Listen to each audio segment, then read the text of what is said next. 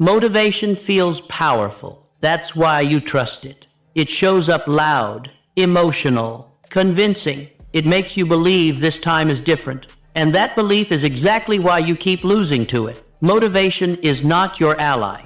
It's the most unreliable force you've been building your life on. Here's the truth. Nobody likes admitting motivation only works when you don't need it. When life is calm, when energy is high, when pressure is low, the moment things matter, motivation disappears.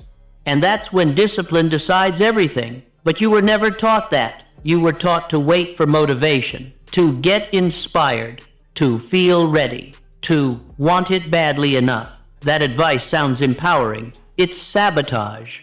Because motivation is emotion-based, and emotions are the most unstable input you can build a life on. Here's the first reason. Discipline always wins. Motivation depends on how you feel. Discipline doesn't care. Motivation asks, do I feel like it today? Discipline asks, what's the rule? And rules don't negotiate. That's the difference. Every day you rely on motivation, you roll dice. Some days you win, most days you don't. Discipline removes randomness, and consistency beats intensity over any long timeline. Now let's talk about how motivation actually works. Motivation is a spike. It comes from novelty, a new plan, a new goal, a new identity. That spike feels amazing, but novelty fades, always. And when novelty fades, motivation drops below baseline. That's why after motivated bursts, you feel worse, more tired, more discouraged. You didn't lose motivation, you spent it. Discipline doesn't spike, it doesn't crash. It hums quietly, reliably. Now let's talk about the lie motivation tells you. It says, when I feel motivated, I'll act. That reverses reality. In real life, action creates motivation, not the other way around. But because you were taught backwards, you wait, and waiting feels productive. It's not. It's stagnation disguised as patience. Discipline flips the sequence. You act first. Motivation shows up later as momentum. That's why disciplined people don't talk about motivation. They rarely feel it. They don't need it. Now let's talk about resistance. Motivation collapses the moment resistance appears. Resistance looks like boredom, distraction, doubt, discomfort. Motivation interprets resistance as a signal to stop. Discipline interprets resistance as expected. That single interpretation difference explains everything. When resistance appears, motivated people quit. Disciplined people continue, and continuation compounds. Now let's talk about energy. Motivation assumes you'll always have enough. Discipline assumes you won't. That's why discipline designs around low energy. Short sessions, clear start times, defined endpoints. Motivation dreams big. Discipline plans small. Small is sustainable. Big is fragile. This is why motivated plans collapse. They require perfect conditions. Discipline thrives in imperfect ones. Now let's talk about identity. Motivation makes you feel like the person you want to be. Discipline makes you become that person. Feeling like something is cheap. Becoming something is expensive. Motivation sells the feeling. Discipline builds the reality. That's why motivation is popular and discipline is rare. Now here's a hard truth. Motivation makes you emotional. Discipline makes you boring, and boring wins. Boring means repeatable. Repeatable means compounding. Compounding is where outcomes live. That's why people who look average early often outperform talented, motivated people later. They stayed. They didn't restart every time motivation dipped. Now, let's talk about why motivation feels necessary. Because discipline feels uncomfortable. Motivation gives you permission to avoid discomfort. I'll start when I feel ready. That sentence delays pain. It also delays progress. Discipline removes permission. It says, this happens whether you feel ready or not. That feels harsh. It's not. It's liberating. Because once action is non-negotiable, emotion relaxes. You're no longer debating. You're executing. Now let's talk about decision fatigue. Motivation requires constant decision-making. Should I do it today? How hard should I push? Is this worth it? Each decision drains energy. Discipline eliminates decisions. Time is set.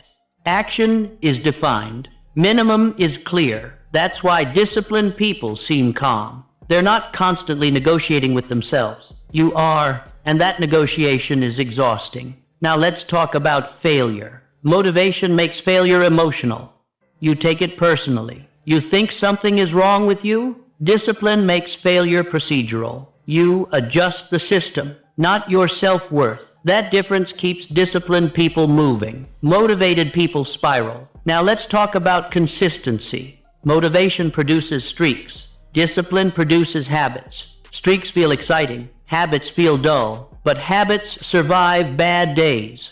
Streaks die the moment life interferes. That's why motivation creates cycles. Start, stop, restart. Discipline creates lines. Slow, upward, relentless. Now let's talk about confidence. Motivation gives temporary confidence. Discipline builds permanent self-trust.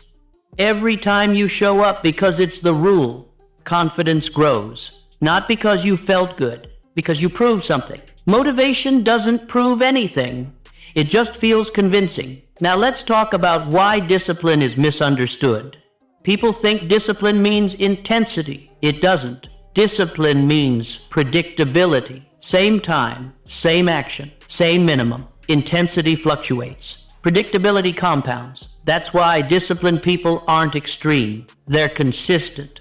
Now, let's talk about why motivation advice keeps failing you. Because it treats emotion as the driver, emotion is the passenger. Sometimes helpful, often disruptive.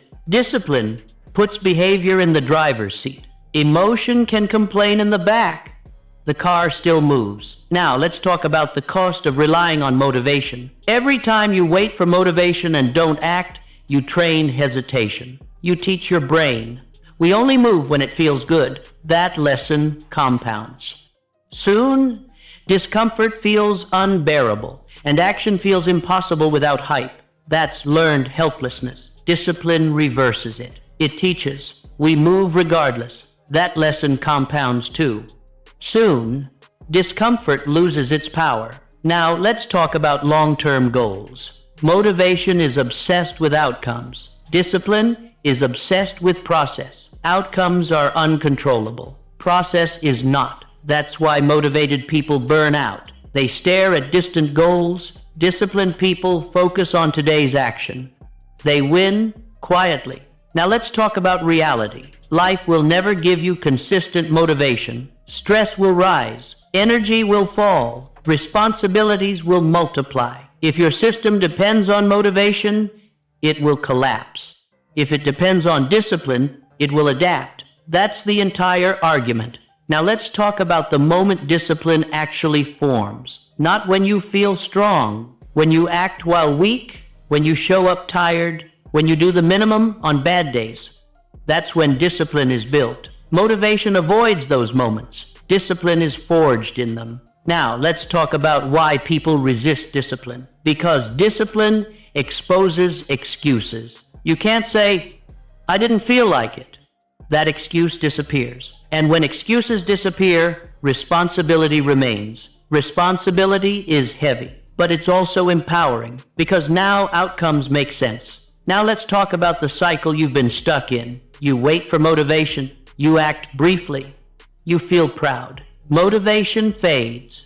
You stop. You feel guilty. You wait again. That cycle never ends. Discipline breaks it permanently because discipline doesn't wait.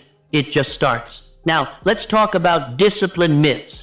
Discipline does not mean no rest. It means planned rest. Motivation rests reactively. Discipline rests intentionally. That's why disciplined people last longer. Now let's talk about freedom. Motivation feels free. Discipline feels restrictive. That's an illusion. Motivation keeps you dependent. Discipline makes you independent. Independent of mood. Independent of energy. Independent of circumstances. That's real freedom. Now here's the core truth.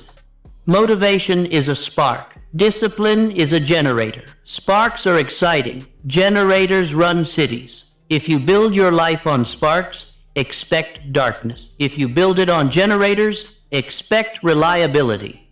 Because once you accept that motivation is optional, you need to learn how discipline is actually built, not imagined, not forced, engineered, and that's where most people get it wrong. Discipline is not something you summon, it's something you set up. And once it's set up, it runs whether you feel like it or not. That's the part nobody explains. They talk about discipline like it's a personality trait. It's not. It's an operating system, built from rules, not feelings. Here's the rule disciplined people live by. They decide once and execute many times. Most people decide every day. Every decision drains energy. Every drained day ends in inaction. Disciplined people eliminate daily choice. They decide the behavior in advance. Time, place, minimum. Then they follow the script. No debate, no mood check, just execution. Now let's talk about how discipline actually forms. Not through intensity, through repetition under resistance. Discipline isn't built on good days. It's built on bad ones. Days you're tired, days you're bored, days you'd rather skip. Every time you act on those days, discipline strengthens. Every time you wait for motivation, it weakens. This is mechanical, not emotional. Now let's talk about the most important shift. You stop asking, how do I feel? And start asking, what's the minimum? Minimum is the discipline lever, because minimum lowers resistance. And low resistance increases consistency. Consistency creates discipline. Discipline creates outcomes. That's the chain. Now let's talk about the mistake people make when trying to be disciplined. They go too hard.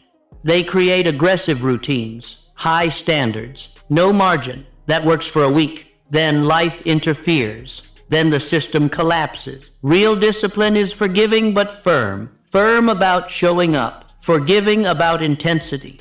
You never miss the habit. You just adjust the dose. Now let's talk about time again.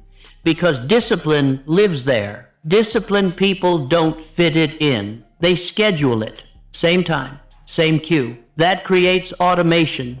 Once a behavior is automatic, discipline is no longer required. That's the goal, to make discipline unnecessary. Motivation keeps things conscious. Discipline makes them unconscious.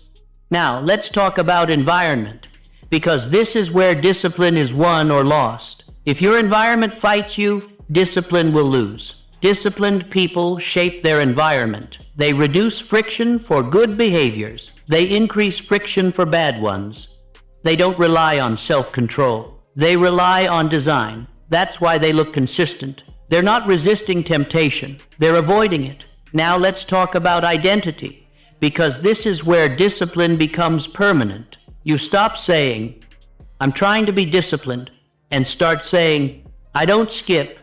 It's emotion, not emotionally, factually. That identity comes from repetition. Once formed, discipline feels natural, not forced. Now let's talk about failure again. Disciplined people fail all the time. They miss days. They mess up.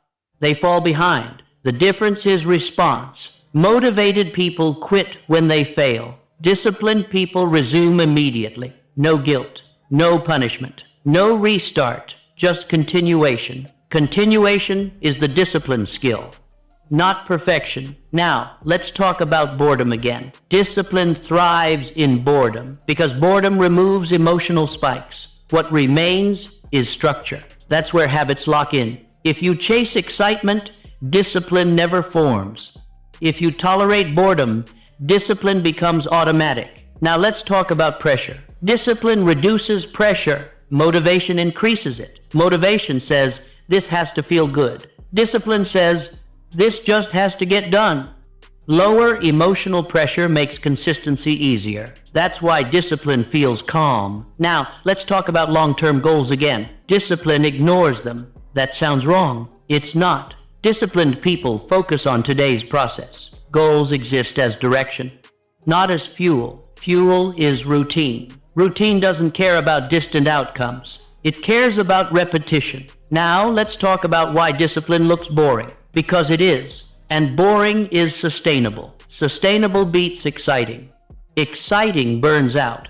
This is why disciplined people often feel behind early, then unstoppable later. Now let's talk about freedom again. Discipline creates freedom because once behavior is automated, mental space opens. You're no longer fighting yourself. You're executing. That's peace. Motivation keeps you dependent. Discipline makes you self-reliant. Now let's talk about the final operating principle. Discipline is the removal of choice, not removal of rest, not removal of joy, removal of daily negotiation. Once negotiation is gone, energy returns. Now let's make this practical. Here's the discipline blueprint. You pick one behavior. One. You define a fixed time, a fixed place, a minimum version you never skip, Simmer. That's it. You don't add more. You don't optimize. You run this for 30 days. No evaluation, no changes, just execution. After 30 days, discipline will exist whether you feel it or not. Now let's talk about escalation. Once the habit is stable, you increase difficulty slightly, not dramatically. Discipline grows through progressive overload, just like strength. Now let's talk about what destroys discipline fastest. Constant changes, new routines, new systems, new goals. That resets habit formation. Disciplined people change slowly. They let systems stabilize. Stability is discipline's home. Now let's talk about the emotional payoff. At some point, you realize something strange. You don't need motivation anymore. You don't hype yourself up. You don't negotiate. You just do it. And that feeling of reliability feels better than motivation ever did because it's calm. Now the final challenge. This is not motivational. It's structural. Choose one thing you've been waiting to feel motivated for. 1. Design a minimum version you can do even on your worst day. Schedule it at a fixed time. Then remove the decision. For the next 30 days, you do it whether you feel like it or not. No exceptions, no drama, just execution. If this finally explained why motivation kept failing you, leave a comment with one word, built, and subscribe if you want more of this. Not hype, not inspiration, but systems that work when motivation doesn't. Because motivation is optional. Discipline is decisive. And once discipline takes over, progress becomes inevitable.